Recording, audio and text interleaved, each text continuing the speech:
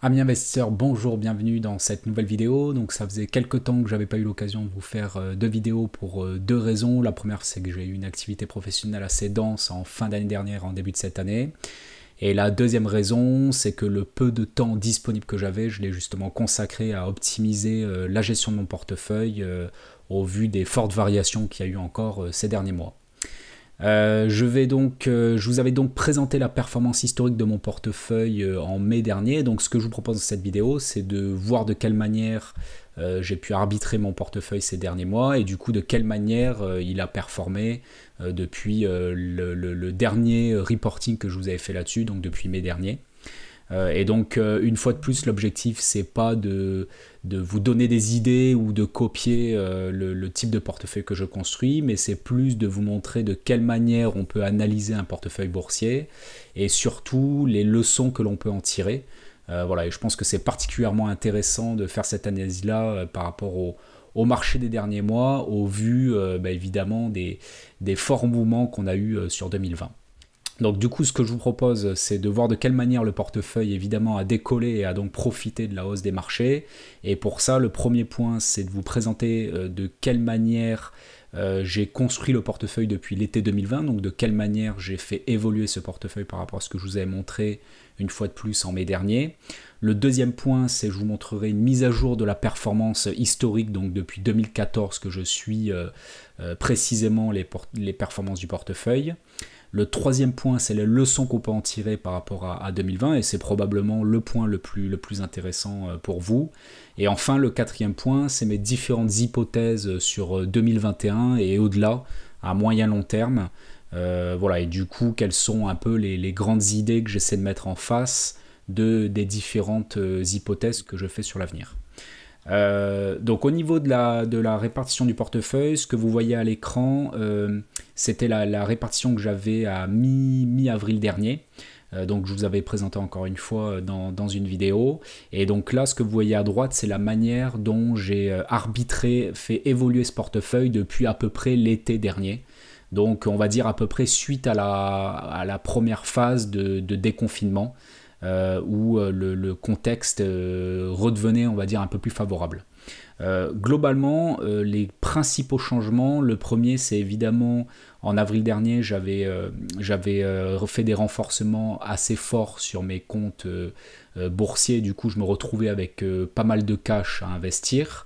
Et donc déjà, la première étape a consisté à investir l'intégralité de ce cash, donc encore une fois, courant de l'été 2020, pour me retrouver même en position cash négatif, c'est-à-dire que je fais un petit peu de levier via le compte titre. Donc vous savez que j'investis principalement en PEA, mais j'ai également un compte titre en parallèle, et donc c'est dans ce compte titre que je fais un petit peu de levier. Alors je ne vais pas rentrer dans le détail de l'effet de levier, des mécanismes que j'utilise et des recommandations que je pourrais vous faire par rapport à ça.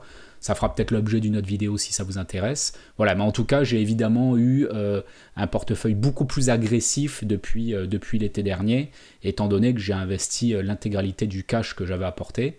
Et j'ai également soldé l'ensemble de mes positions short sur le marché. Donc ça m'avait permis de légèrement réduire la baisse en avril, on va dire mars-avril. Mais globalement, mes positions short ont plutôt été perdantes. Voilà, donc je les ai assez vite soldés à partir du moment où on est rentré dans une phase de déconfinement et de hausse quasiment continue du marché américain. Je me suis rapidement débarrassé de ces positions short.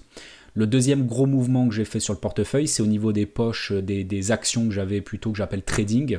Donc je vous avais également présenté en avril dernier. Là, j'ai réduit un peu cette exposition-là, même si il m'en reste un petit peu, parce que je pense que c'est un excellent type de valeur défensif, on va dire, pour couvrir un peu le portefeuille. Et enfin, le troisième mouvement, qui est évidemment le plus important, c'est j'ai renforcé massivement toutes les positions, on va dire, cycliques, et tous les secteurs qui avaient fortement subi et souffert du Covid et donc du confinement généralisé. Donc on retrouve évidemment tout le secteur bancaire, le secteur pétrolier, automobile, immobilier coté, industriel, etc. Et donc c'est ça, évidemment, c'est toutes ces valeurs-là qui m'ont permis, on va le voir juste après, d'avoir une performance intéressante depuis ces derniers mois, depuis qu'on a eu un très fort rebond sur les marchés. Donc maintenant, venons-en aux performances. Là, vous voyez ce graphique-là, c'est celui que je vous avais présenté de la même manière. Ça devait être en avril-mai dernier, vous pouvez retrouver la vidéo, où je vous avais montré que donc, la performance historique depuis début 2014 était d'à peu près 50%. C'était par rapport au marché français plutôt pas mal. Je surperformais un petit peu le marché français. En revanche, j'étais un peu en retard par rapport au marché américain et également par rapport au marché, le MSCI World, qui est, on va dire, l'indice du marché mondial. Là, il y avait quand même un retard assez conséquent d'à peu près 25%. Et donc voilà, maintenant je vous montre la performance jusqu'au au 6 février. Et donc là, vous pouvez voir donc, sur la période d'avril au mois de février donc, de cette année 2021, vous voyez qu'évidemment j'ai fortement profité du rebond pour arriver, donc si je reprends ma performance historique depuis début 2014, à arriver à une performance de plus 120-123% quasiment, ce qui fait une moyenne de à peu près 12% par an, qui est mon objectif, même au-delà de mon objectif, puisque mon but c'est d'être aux alentours des entre 8 et 10% de performance par an en moyenne sur le long terme. Voilà, donc là j'ai même dépassé l'objectif si je regarde sur les 7 dernières années, donc c'est très satisfaisant. Et ce qui est encore plus intéressant, c'est que cette performance me met de façon assez significative au-dessus du marché français, comme on peut le voir, et finalement j'ai même réussi à dépasser le marché américain et légèrement le MSCI World. Donc on va dire que le retard que j'avais pris, qu'on avait vu en avril-mai dernier, je l'ai complètement rattrapé. Et donc ça s'explique principalement par un arbitrage sur mon portefeuille qu'on a vu précédemment, qui a finalement été très agressif dans l'été 2021, où j'ai pris des positions sur des valeurs très cycliques qui étaient encore vraiment délaissées du marché, qui ont très fortement rebondi. Donc je me retrouve aujourd'hui avec pas mal de valeurs en portefeuille qui ont fait x2 en quelques mois, et donc une fois de plus ça m'a permis du coup de rattraper en performance et de même de dépasser assez significativement la performance du marché français. Ici c'est juste pour votre information, je vous illustre par ce graphique la performance non pas en valeur liquidative qui ne tient pas compte des apports et des retraits, même si des retraits j'en ai pas fait depuis début 2014, mais là c'est la performance en valeur absolue. En fait, comme j'ai fait des apports au fur et à mesure du temps, on voit que la performance est finalement amplifiée ces dernières années. Donc on voit qu'en fait au mois d'avril dernier, j'étais même arrivé en performance absolue à un résultat négatif, c'est-à-dire que depuis début 2014, finalement en valeur absolue je perdais même de l'argent sur les 6 dernières années.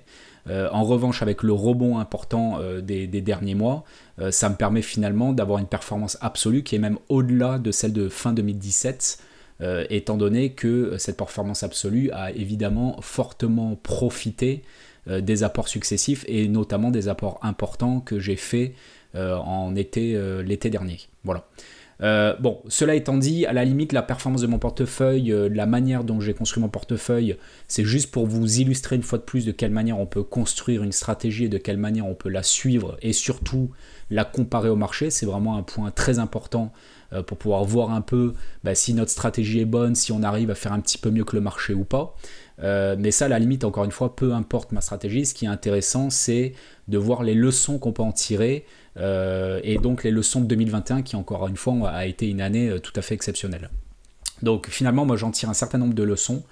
La première leçon, c'est que le timing est impossible à anticiper. Alors ça, je vous l'ai dit plein de fois dans plusieurs vidéos.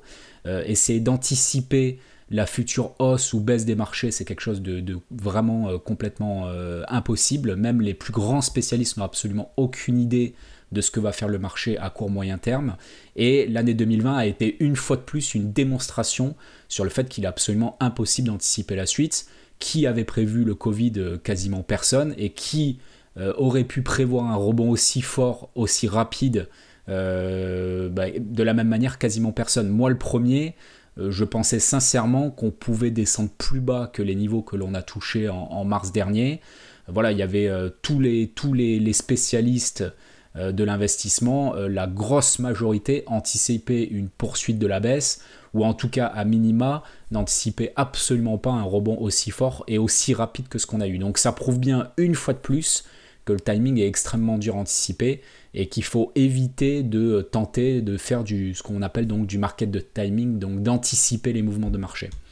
La deuxième leçon qu'on peut tirer sur 2020, c'est que les rebonds peuvent être tout aussi violents et puissants que les baisses. Donc ça, c'était quelque chose d'assez nouveau, puisque quand on regarde les derniers cracks que l'on a eu sur les marchés, à savoir en 2000 et en 2008, les baisses ont été très violentes et on a eu des remontées mais qui ont été beaucoup plus progressives. Ben là, finalement, on a eu une hausse des marchés qui a été quasiment, alors peut-être pas aussi violente que la baisse, quoique, je sais plus, j'ai pas le graphique sous les yeux si c'est en avril-mai qu'on a eu les forts rebonds, et également, de mémoire, on a eu un jour ou deux à plus 7, plus 8 sur les marchés, donc les rebonds ont été quasiment aussi violents que la baisse, et donc ça donne, déjà d'une part, ça montre que c'est la manière dont réagissent les marchés, on réagit les marchés, c'est pas sûr qu'ils réagissent de nouveau de la même manière, c'est-à-dire que les rebonds qui pouvaient être assez progressifs dans les derniers cracks, ça prouve que c'est pas nécessairement de la même manière que ça va rebondir sur les prochains cracks, premier point. Et deuxième point, ça montre que vouloir tenter de sortir des marchés lorsqu'il y a une panique généralisée et attendre que les choses se calment pour re-rentrer, ça peut être une stratégie extrêmement risquée parce que ça peut vous faire finalement rater les quelques jours de hausse qui vont être extrêmement violentes et qui vont faire le gros de la performance sur l'année donnée. Voilà, donc je pense que ça, c'est une deuxième leçon qu'il faut retenir pour le futur.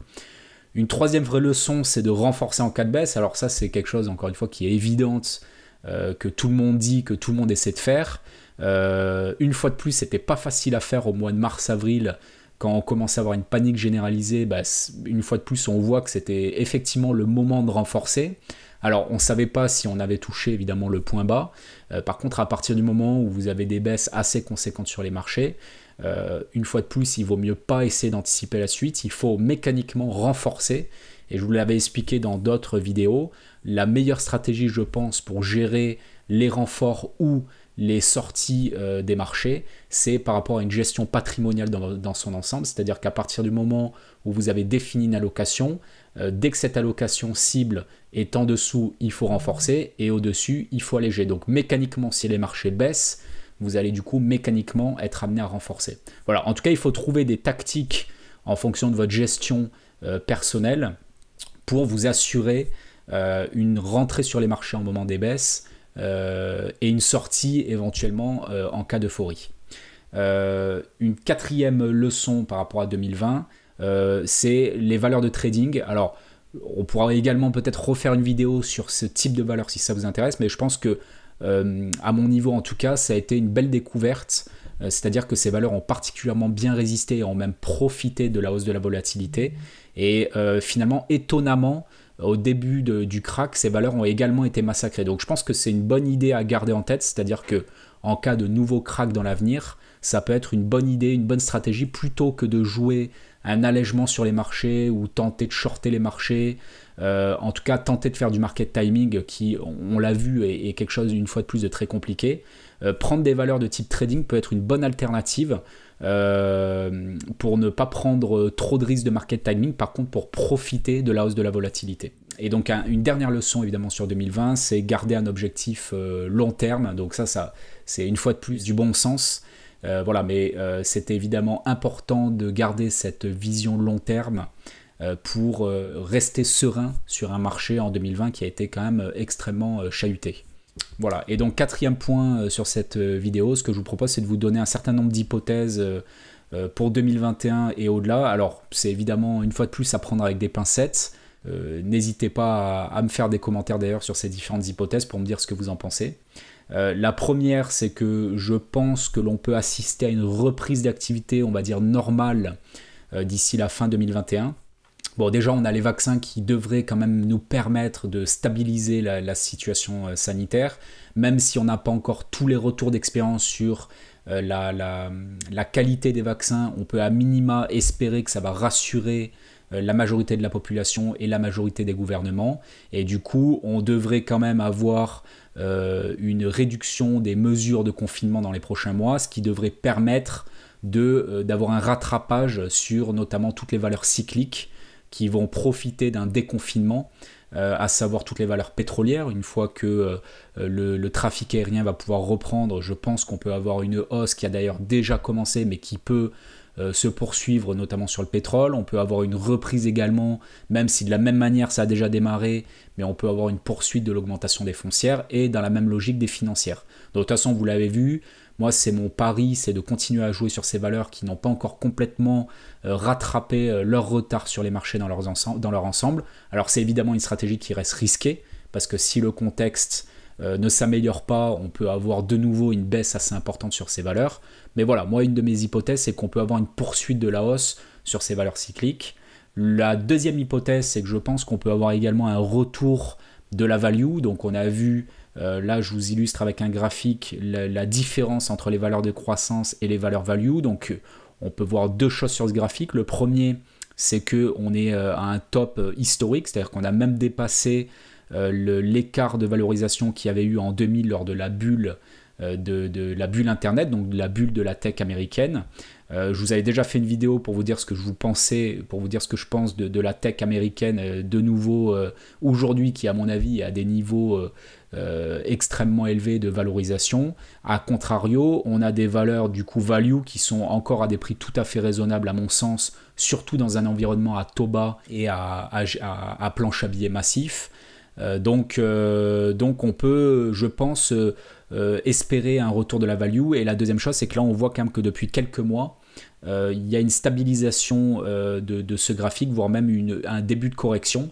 Donc ça prouve qu'il commence à avoir légèrement un retournement vers une meilleure performance de la value par rapport aux valeurs de croissance. Donc ça évidemment c'est une hypothèse, hein, j'en ai absolument aucune certitude, mais je pense qu'au vu de ce graphique-là, de l'évolution qu'il y a eu ces dernières années, on est en droit d'espérer quand même un meilleur comportement de la value que les valeurs croissance. La troisième hypothèse que je fais pour cette année, et peut-être un petit peu au-delà, c'est l'inflation.